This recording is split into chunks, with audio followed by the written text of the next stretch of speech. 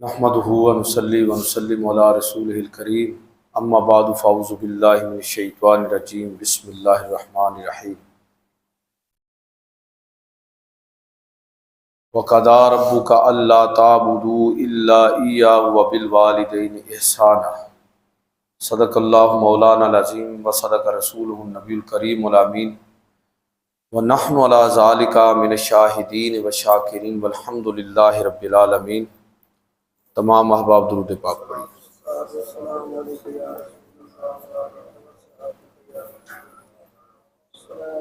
الصلاۃ والسلام علیک یا رسول اللہ وعلی آلہ واصحابہ وسلم یا حبیب اللہ۔ واجب الاحترام سامعین و حاضرین، اللہ کے فضل اور توفیق سے آج کے خطبہ جمعہ المبارک میں جو ہمارا موضوع چل رہا ہے کہ اللہ کے پیغمبر صلی اللہ علیہ وسلم کی آمد سے پہلے جو جاہلیت کا دور تھا، جہالت کا دورہ تھا، وہ صبح نور طلوع ہونے کے بعد دنیا کے اندر کتنی بڑی تبدیلی آئی۔ یہ جو تبدیلی ہے اس کا تعلق زندگی کی تمام جہات کے ساتھ ہے، اور بالخصوص جو سماجی رویوں کے اندر تبدیلی آئی وہ ہمارا موضوع ہے۔ اب عہد جاہلیت میں کیا تھا اس کا تھوڑا سا منظر میں نے آپ کے سامنے پیش کیا کہ کفر ہے، شرک ہے، سود ہے، جوا ہے، جھوٹ ہے، خیانت ہے، قتل و غارت ہے، عصبیت ہے، ایک دوسرے پر فخر اور غرور، تکبر، یہ ساری چیزیں عہد جاہلیت کا طرہ امتیاز ہے۔ اس کے بالمقابل اللہ کے پیغمبر صلی اللہ علیہ وسلم نے اپنا نیریٹو پیش کیا، اپنا بیانیہ آپ صلی اللہ علیہ وسلم نے پیش کیا۔ آپ کا جو نیریٹو تھا، جو بیانیہ تھا، قرآن مجید فرقان حمید سارے کا سارا اسی کا بیان ہے، اور نبی صلی اللہ علیہ وسلم کی زندگی اس کی تعبیر اور تشریح ہے۔ لیکن میں بالخصوص آج ایک جگہ پر قرآن پاک میں صرف ایک مقام پر یہ جو متبادل بیانیہ ہے اس کے 10 نکات ان کا تذکرہ آپ کی خدمت میں پیش کروں گا کہ ان جاہلیت کی یا ان جاہلی قدروں کے بالمقابل اللہ کے رسول صلی اللہ علیہ وسلم نے کن اقدار کی طرف لوگوں کی توجہ دلائی۔ اچھا، یہ جو 10 احکام میں ابھی آپ کو انشاءاللہ گن کے ترجمہ کر کے بتاؤں گا، جس کی بہت زیادہ کوئی تشریح کی شاید ضرورت نہ ہو، بڑی سیدھی سیدھی اسٹریٹ فارورڈ باتیں ہیں قرآن پاک کی، سمجھنے کے لیے اور عمل کے لیے بھی۔ تو اگر ہم دیکھیں، جو کہ اکثر میں عرض کرتا ہوں کہ تمام پیغمبروں کی 2 حوالوں سے تعلیم ایک ہی ہے، یعنی ایمانیات کے حوالے سے سب پیغمبروں نے سیم بات کی ہے، ایک ہی بات ہے، خدا، رسول، آخرت، جنت، دوزخ، یہ ساری چیزیں ایک ہی ہیں۔ دوسری بات جو سب پیغمبروں کے ہاں آپ کو ایک ملے گی وہ اخلاقیات ہیں۔ شریعت میں آپ کو لگے گا کہ کسی پیغمبر کے ہاں کوئی چیز حلال ہے، دوسرے کے ہاں وہ حرام ہے، کسی کے ہاں حکم کوئی دوسرا ہے، بعد میں وہ منسوخ کر دیا گیا، نیا حکم آ گیا، تو یہ چیزیں تو آپ کو ملیں گی۔ یعنی شریعت جو ہے وہ تو تبدیل ہوئی ہے، لیکن 2 چیزیں کبھی نہیں بدلی۔ ایک بنیادی اعتقادات اور ایمانیات، یہ ایک ہی رہے، اور دوسرے اخلاقیات۔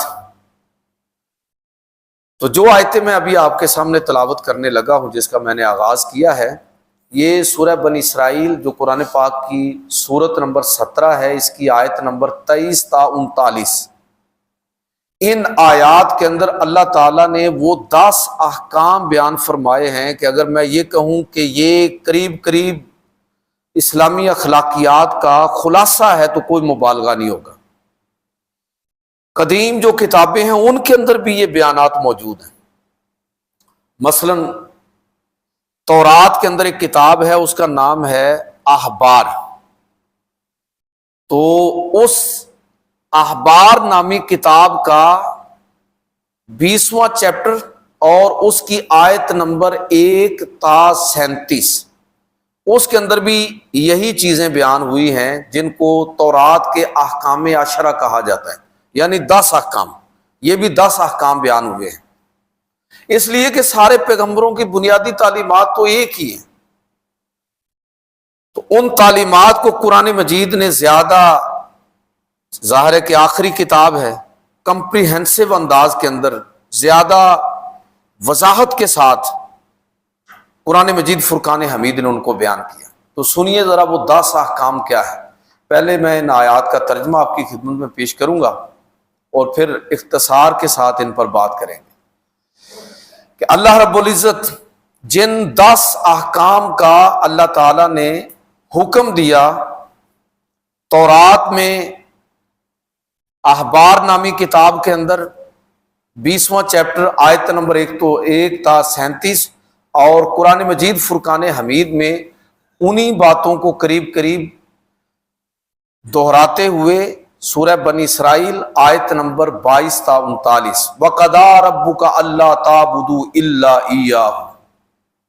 अच्छा, ये बात आप कुरान पाक को पढ़ते हुए महसूस करेंगे कि हर जगह पर ही तकरीबन जहां पर भी कुरान मजीद फुरकान हमीद लोगों को मुखातब करता है तो बात तौहीद से शुरू होगी, तौहीद पर खत्म होगी, इसलिए कि तौहीद कुरान मजीद का मरकजी मौजू है। किसी जगह पर भी आपको तौहीद ऐसे लगता है कि तौहीद के हिसार के अंदर अल्लाह ताला ने सारी तालीमात बयान फरमाई। तो कदा रब्बुका अल्ला ताबुदू इल्ला इय्याहु। अब तौहीद से बात शुरू हो रही है। तेरे रब ने, यानी पहला हुक्म क्या है कि तेरे रब ने इस बात का फैसला कर दिया है कि इबादत सिर्फ और सिर्फ उसी की है। अल्लाह ताला की जात के अंदर, अल्लाह ताला की सिफात के अंदर, अल्लाह ताला के अफाल के अंदर और अल्लाह ताला की इबादत के अंदर कोई दूसरा शरीक नहीं है। सरे मुंह भी अगर उसमें मिलावट हुई तो इंसान तौहीद से निकलकर मुशरिकीन के दायरे में चला गया। वक़दा रब्बुका अल्ला ताबुदू इल्ला इय्याहु। और तेरे रब ने इस बात का फैसला कर दिया कि इबादत सिर्फ उसी की है और किसी की इबादत नहीं, खास है उसके लिए। और दूसरा हुक्म, इन 10 अहकाम में से दूसरा हुक्म, व बिल वालिदैनि इहसाना, कि अल्लाह के बाद, अल्लाह की इबादत के बाद, पहले हुक्म के बाद दूसरा सबसे बड़ा हुक्म तमाम पैगंबरों की शरीयत के अंदर वो ये है कि वालिदैन, उनकी इताअत और फरमा बरदारी, उनके साथ हुस्न सलूक के साथ पेश आना। उसकी तफसील भी कुरान मजीद फुरकान हमीद ने दी है, मैं वही आपके सामने रख देता हूं कि इम्मा यबलुगन्ना, उनके साथ हुस्न सलूक की नौयत क्या है। मौजू आज वालिदैन के हुकूक नहीं है, सिर्फ ये आपको बताना है कि ये अल्लाह की तौहीद और इबादत के बाद दूसरा बड़ा हुक्म। तर्जमा सिर्फ आप मुलाहजा फरमा लें कि इम्मा यबलुगन्ना इंदकल किबरा अहदहुमा औ किलाहुमा फला तकुल लहुमा उफ्फिन वला तनहरहुमा वकुल लहुमा कौलन करीमा, कि उन दोनों में से वालिदैन के साथ तुमने हुस्न सलूक के साथ पेश आना है जब वो अपनी जवानी को खर्च कर चुके हैं, अपनी सारी सलाहियतें तुम पर निछावर कर चुके हैं, जो तुम्हारे लिए कर सकते थे वो भी कर दिया, जो नहीं कर सकते थे उसकी भी कोशिश की, सब कुछ तुम्हें देने की कोशिश की।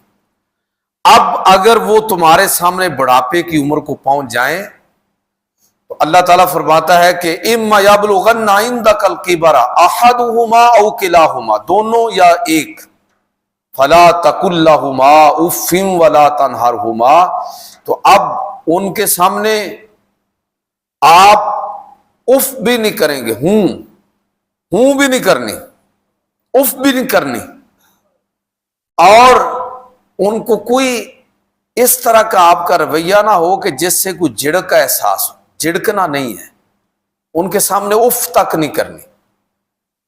فرمایا کہ وَقُلْ لَهُمَا قَوْلًا كَرِيمًا، اور ان کے ساتھ ہمیشہ نرمی کے ساتھ، تعظیم کے ساتھ بات کرنی ہے۔ وَاخْفِضْ لَهُمَا جَنَاحَ الذُّلِّ مِنَ الرَّحْمَةِ، اور ان کے لیے نرم دلی کے ساتھ اور مہربانی کے ساتھ،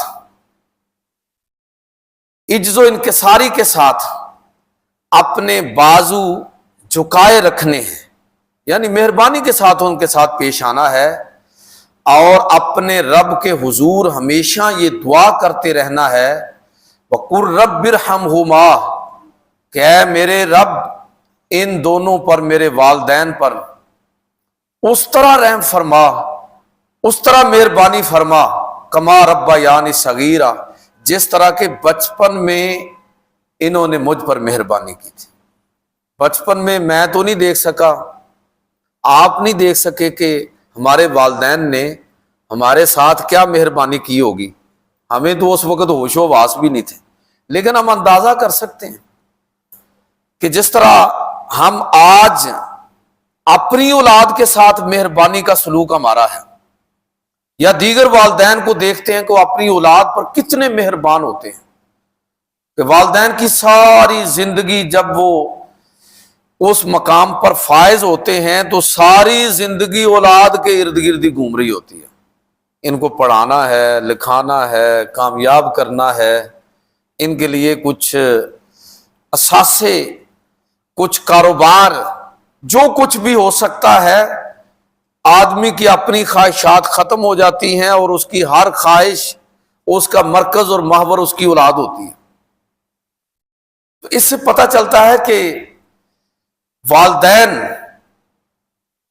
کس درجے مہربان رہے اپنی اولاد پر، اس کا مظاہرہ ہم دیکھتے ہیں۔ تو اللہ تعالیٰ فرماتا ہے کہ اب تمہیں ان کے لیے یہ دعا کرنی ہے، ان کے ساتھ مہربانی کے ساتھ پیش آنا ہے، اور ان کے لیے دعا کرنی ہے کہ اے ہمارے رب ان پر اسی طرح رحم فرما جس طرح کے کما ربا یعنی صغیرہ، جس طرح کے بچپن میں انہوں نے ہم کو پال پوس کر اپنے رویے سے، اپنے انداز سے، اپنے طریقے سے ہم پر مہربانی کی ہے۔ ربکم اعلم بما فی نفوسکم، اللہ تعالیٰ فرماتا ہے کہ جو تمہارے دلوں میں ہے اللہ اس کو خوب جاننے والا ہے۔ ان تکونوا صالحین فإنہ کان للأوابین غفورا، اگر تم نیکوکاروں میں ہو تو بے شک اللہ تعالیٰ توبہ کرنے والوں کو، اپنی طرف رجوع کرنے والوں کو خوب معاف کرنے والا ہے۔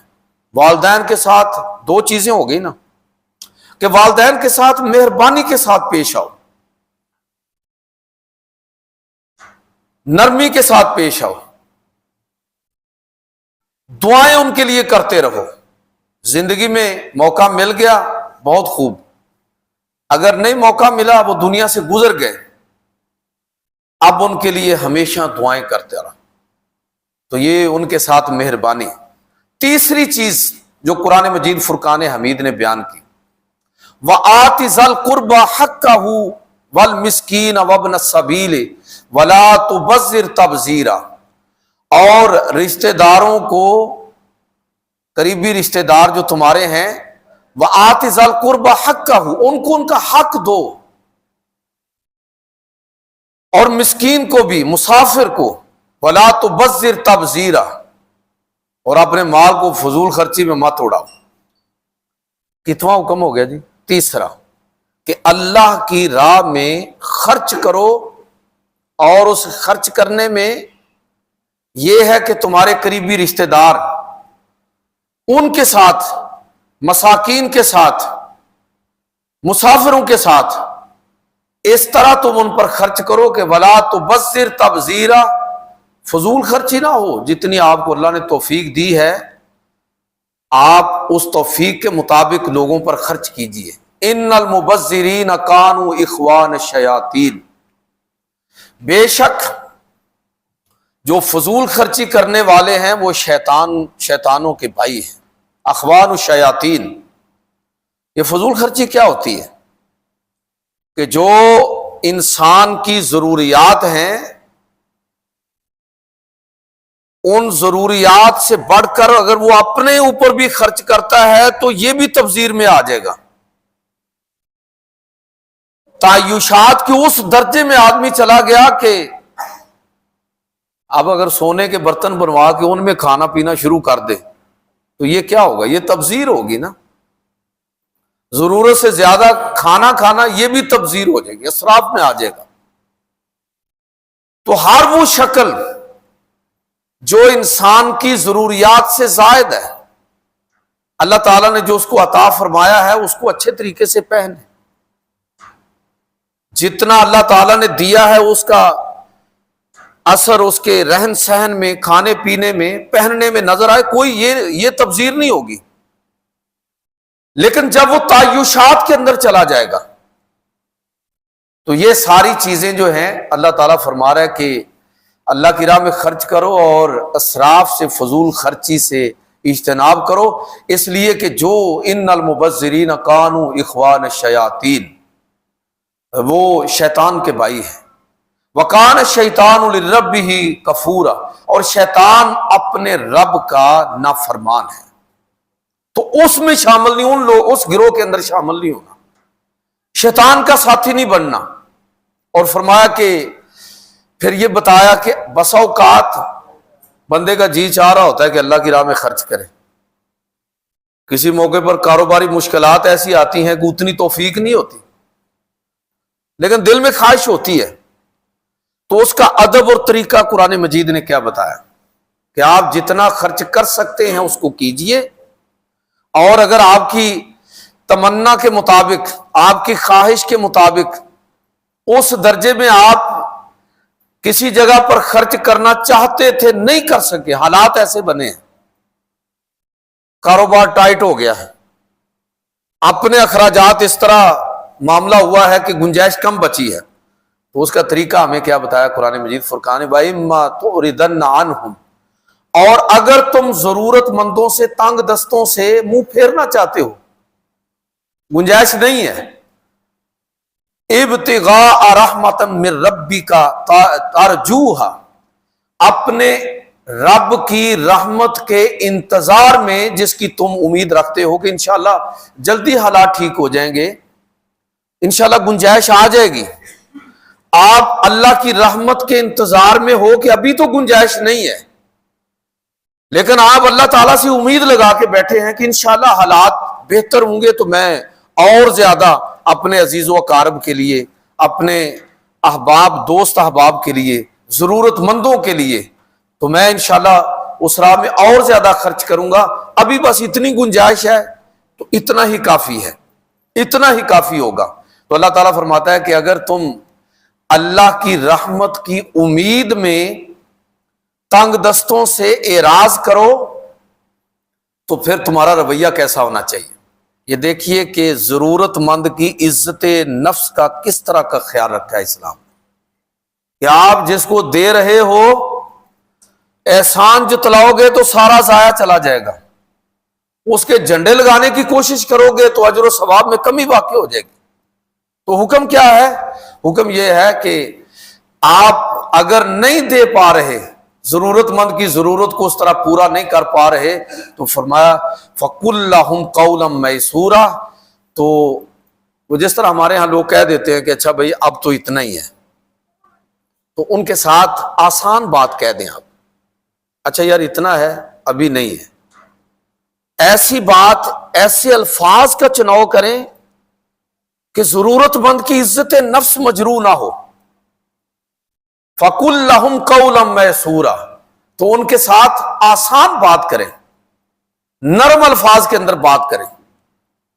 اور فرمایا وَلَا تَجْعَلْ يَدَكَ مَغْلُولَةً إِلَىٰ عُنُقِكَ، اور اپنے ہاتھ کو اپنی گردن کے ساتھ مت باندھے رکھو.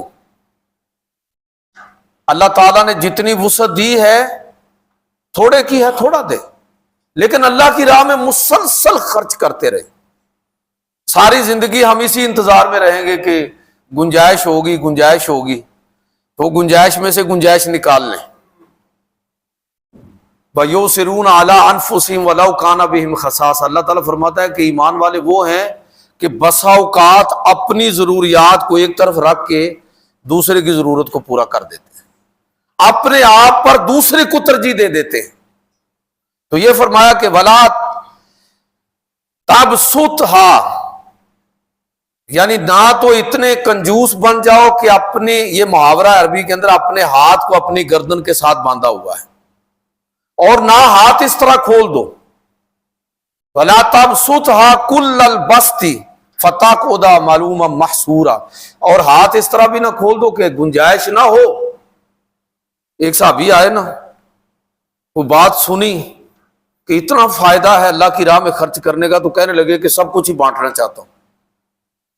آپ صلی اللہ علیہ وسلم نے فرمایا کہ نہیں، اتنا نہیں، کچھ اپنے لیے رکھ لو، انہیں اپنے ورثاء کے لیے چھوڑ کر جاؤ، جو زائد ہے وہ اللہ کی راہ میں خرچ کرو۔ تو اپنے ہاتھ کو اتنا نہ کھولو کہ بعد میں ملامت زدہ ہو کر اور تھکے ہارے بیٹھے ہوئے ہو، کہ خود ہی محتاج بن جاؤ۔ اللہ تعالیٰ نے ایک میانہ روی کا ہمیں سبق دیا کہ آپ نے خرچ بھی کرنا ہے اور اس طرح خرچ کرنا ہے کہ خود آپ محتاج نہیں ہونا، بلکہ جتنی گنجائش ہے، جتنا ممکن ہے، آپ اتنا اللہ کی راہ میں خرچ کیجئے، نہ کنجوسی کیجئے، نہ فضول خرچی کیجئے۔ اور فرمایا کہ ان ربک یبسط الرزق لمن یشاء ویقدر، تیرا رب جس کے لیے چاہتا ہے رزق کو کشادہ فرما دیتا ہے، اور جس کے لیے چاہتا ہے اس کو ذرا کس دیتا ہے، تنگ دستی پیدا کر دیتا ہے۔ یہ بھی آزمائش ہوتی ہے، اللہ کی طرف سے رزق کا کھل جانا آزمائش، تھوڑی تنگی آ جانا آزمائش، دونوں میں انسان کا رویہ شکر گزاری اور صبر کا ہونا چاہیے۔ فرمایا کہ انہ کان بعبادہ خبیرا بصیرا، اللہ تعالیٰ اپنے بندوں کے احوال اور ان کو خوب ان پر خبر رکھنے والا اور اس کو دیکھنے والا ہے۔ کتنی باتیں ہوگی جی؟ 3۔ چوتھی فرمائی وَلَا تَقْتُلُوا أَوْلَادَكُمْ خَشْيَةَ إِمْلَاقٍ، اور اپنی اولاد کو مفلسی کے ڈر سے قتل مت کرو۔ جو عربوں کے اندر جو عہد جاہلیت میں جو چیز تھی، پچھلے 4 جمعے جو ہم نے مختصر بات کی، تو جو چیزیں عہد جاہلیت کی ہمیں نظر آتی ہیں، اس کا متبادل نیریٹو جو ہے وہ قرآن پاک دے رہا ہے کہ اب کیا کرنا ہے۔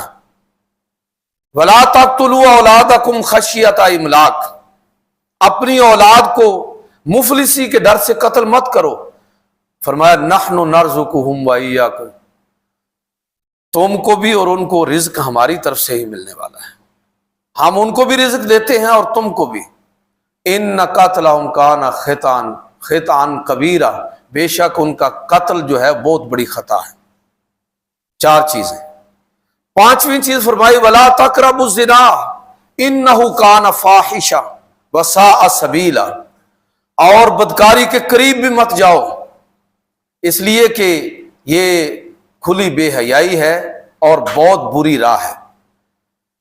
قریب نہ جانے کا مطلب یہ ہے، یعنی یہ کتنا حکم نمبر کتنا ہو گیا؟ 5۔ 10 احکام ہیں جو احکام عشرہ جن کو میں کہہ رہا ہوں کہ جو تورات میں ذکر ہوئے، کتاب احبار پہلا چیپٹر اور چیپٹر نمبر 20 اور آیت نمبر 1 تا 37، یہ پہلے پیغمبروں کی تعلیمات میں بھی یہ چیزیں آ گئی، قرآن پاک نے بھی ان کو ذکر کیا، اس لیے کہ بنیادی اخلاقی قدریں تمام مذاہب میں ایک ہی ہیں۔ تو اللہ تعالیٰ فرما رہا ہے کہ یہ 5ویں چیز کہ قریب بھی مت جاؤ، بدکاری کے قریب بھی مت جاؤ۔ یہ قریب بھی نہ جانے کا مطلب کیا ہے؟ مطلب یہ ہے کہ ایسی مجلسیں، ایسا ماحول، ایسا کوئی انوائرمنٹ جو ہے جو خدا نخواستہ فوری طور پر تو شاید اس درجے آپ کو زہریلا نظر نہ آتا ہو، لیکن اس کا الٹیمیٹ نتیجہ گناہ کی طرف، بدکاری کی طرف اور برائی کی طرف انسان کو لے کر جانے والا ہے۔ شراب کی مجلس میں بیٹھا ہوا ہے، خود نہیں پیتا، لیکن خطرہ ہے کسی دور میں کچھ وقت کے بعد کہیں یہ چیز مجلس اور لازمی ایسا ہوتا ہے، کہیں اثر نہ ڈالے۔ سگریٹ نوشی اس کا اگلا مرحلہ، سگریٹ سے نشے کی طرف لوگ جاتے ہیں، ہلکا نشہ، اور پھر بعد میں آگے تک نکل جاتے ہیں۔ تو یہ آغاز جو ہوتا ہے، بعض اوقات بندہ یہ سمجھتا ہے کہ مجھے کوئی مسئلہ نہیں ہے، مجھ پر یہ چیزیں اثر انداز ہونے والی نہیں ہیں، لیکن بالآخر وہ مجلس اس کو تباہ و برباد کر کے رکھ دیتی ہے۔ یہ مطلب ہے کہ تم بدکاری کے قریب بھی مت جاؤ، جس طرح کہا گیا نا کہ نماز، نشے کی حالت میں نماز کے قریب بھی آپ مت جائیے۔ تو یہ اصل میں وہ بالکل اسی بالآخر اس طرف آدمی کو لے کر چلا جاتے، وہ مجلس نشے کی طرف۔ اور ایسی مجلس جو بظاہر اتنی خطرناک آپ کو نظر نہیں آ رہی، اللہ تعالیٰ فرما رہا ہے کہ اس سے بھی اپنے آپ کو بچاؤ۔ تو یہ چوتھا حکم ہو گیا، وَلَا تَقْرَبُوا الزِّنَا، پانچواں وَلَا تَقْرَبُوا الزِّنَا إِنَّهُ كَانَ فَاحِشًا وَسَاءَ سَبِيلًا۔ اور آگے فرمایا کہ وَلَا تَقْتُلُوا النَّفْسَ الَّتِي حَرَّمَ اللَّهُ إِلَّا بِالْحَقِّ۔ جاہلیت میں کیا تھا کہ لوگ ایسے ہی دوسروں کو قتل کر دیتے تھے۔ بسا اوقات جس کو قتل کیا جا رہا ہے اس کو پتہ ہی نہیں ہے کہ مجھے کس جرم میں مارا جا رہا ہے۔ بعد میں پتہ چلا جی وہ اصل میں اس قبیلے کا کوئی آدمی اس قبیلے نے مارا تھا، تو اس نے اپنے قبیلے، اپنے مقتول کے بدلے میں کسی کو پکڑا جو اس قبیلے سے تعلق رکھتا تھا اور اس کو قتل کر دیا۔ عربوں میں یہ چیز عام تھی۔ اللہ تعالیٰ فرما رہا ہے کہ وَلَا تَقْتُلُوا النَّفْسَ الَّتِي حَرَّمَ اللَّهُ إِلَّا بِالْحَقِّ، اور کسی جان کو جس کے قتل کو اللہ نے حرام کیا ہے ہرگز قتل نہ کرو سوائے حق کے۔ وہ حق کیا ہے کہ اگر کسی نے خدا نخواستہ اسلام قبول کرنے کے بعد دوبارہ کفر کو اختیار کر لیا،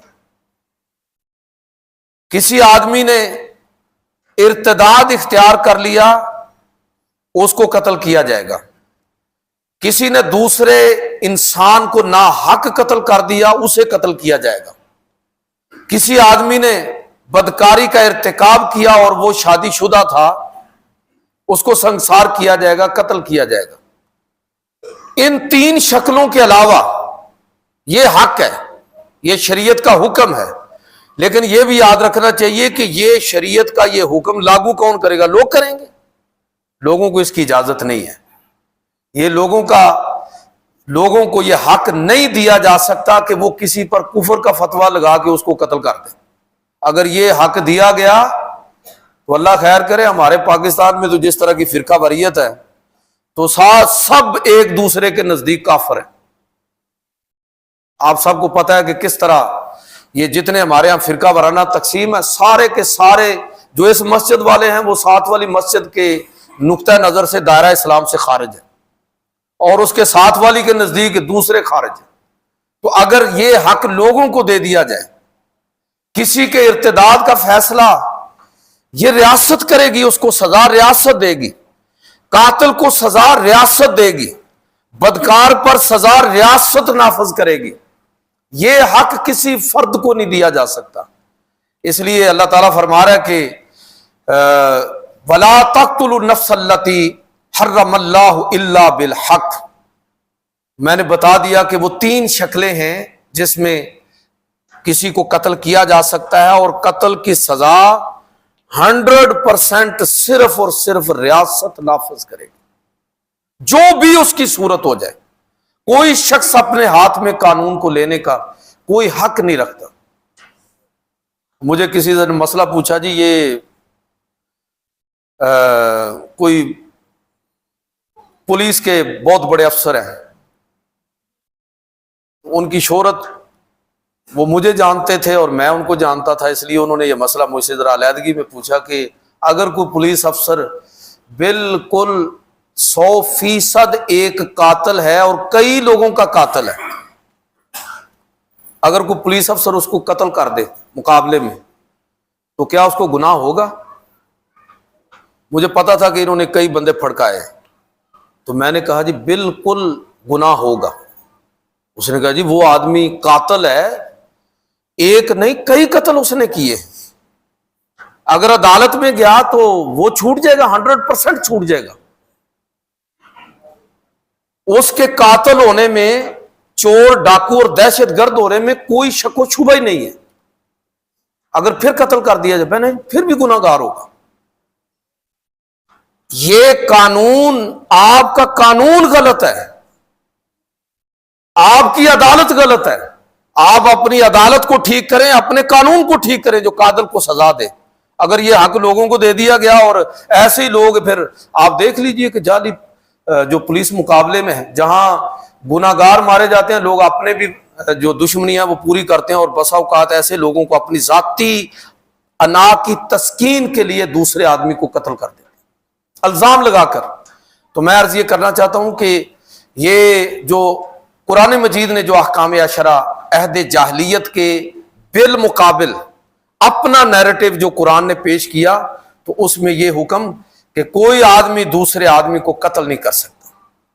और फरमाया कि वमन कुतिला मजलूमन, और जो आदमी नाहक मारा गया, फकद जालना ले वलीही सुल्ताना, हमने उसके वली को इंपावर किया है, उसको हमने इख्तियार दिया है, वो अपने मकतूल का बदला ले सकता है। लेकिन उसमें भी सुनिए आगे क्या है, फला युसरिफ फिल कत्ल, लेकिन कत्ल में वो भी ज्यादती नहीं कर सकता। ये नहीं है कि बस औकात ये होता है कि कातिल को इख्तियार दिया गया, उसने किसास ले लिया, बात खत्म हो गई। अब वो उसकी आगे नस्लों से, रिश्तेदारों से, दीगर अजीजों अकारब से भी लोग, अल्लाह माफ फरमाए, कि इंतकाम लेना शुरू कर देते हैं और खुद कानून को हाथ में ले लेते हैं। अल्लाह ताला ने इसको जाहलियत की यादगार के तौर पर जिक्र करके उसका रद्द फरमाया कि ऐसा नहीं होगा। इन्नहु काना मंसूरा, अल्लाह की तरफ से उसकी मदद हो गई। मजलूम मकतूल के मुकाबले में उसको इख्तियार मिल गया, तो उसमें वो ज्यादती न करे। और फरमाया वला तक़रबू माल अल यतीम, अगला हुक्म, वला तक़रबू माल अल यतीम इल्ला बिल्लती ही अहसन हत्ता यबलुगा शुद्धा, कि यतीम के माल के करीब भी मत जाओ। अहद जाहलियत में लोग दूसरों का माल बड़ी आसानी से हड़प कर लेते थे, तो यतीम के माल के करीब भी मत जाओ। ये मतलब मुहावरा था ना, जिस तरह पीछे आपने कि बदकारी के करीब भी ना जाओ। ये नहीं है कि दूर दूर से ही आप काम चला लें जितना चला सकते हैं, लेकिन करीब ना जाए। करीब का मतलब यह है कि आप ये तसव्वुर में भी ना लाएं कि आप उसमें से कोई एक जर्रे के बराबर भी माल आप खा लें और अपने आप अपने लिए हलाल उसको बना लें। इसका आप तसव्वुर में भी मत कीजिए।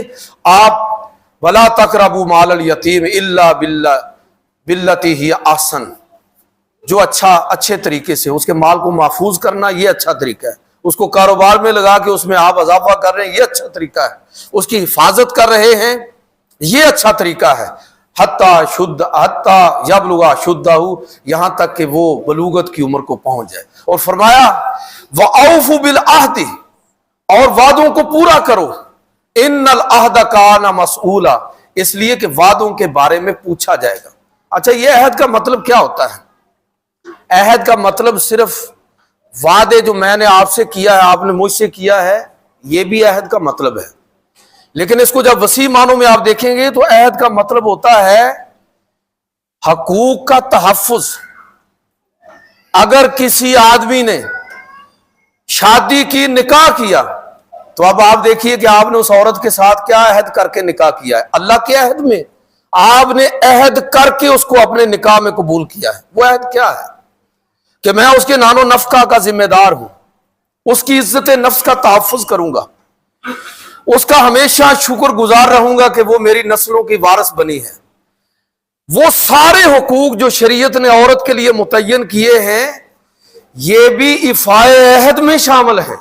यानी हुकूक, चाहे उनका ताल्लुक बीवी के हुकूक के साथ हो, उसका ताल्लुक रिश्तेदारों के हुकूक के साथ हो, उसका ताल्लुक जिंदगी के किसी भी मामले के साथ, तमाम जिंदगी के मामलात में जुड़े हुए वो हुकूक जो दूसरों के हुकूक हैं, मेरे वो फराइज हैं, उन सब अहदों की पासदारी करना एक एक शरीयत का जो हुक्म है, वो अहद है जो मैंने अपने अल्लाह के साथ बांधा हुआ है।